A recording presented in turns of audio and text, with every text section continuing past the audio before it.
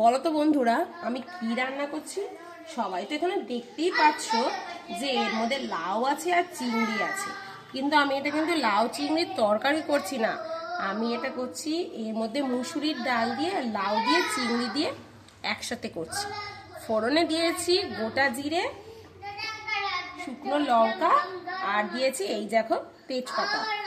তার মধ্যে ডাল দিয়ে সেদ্ধ করে নিয়েছি লাউটাকে। আর এটা যখন কড়াইয়ে ফোড়ন দিলাম, তারপর আমি এর মধ্যে চিংড়ি মাছটা অ্যাড করে দিয়েছি একসঙ্গে।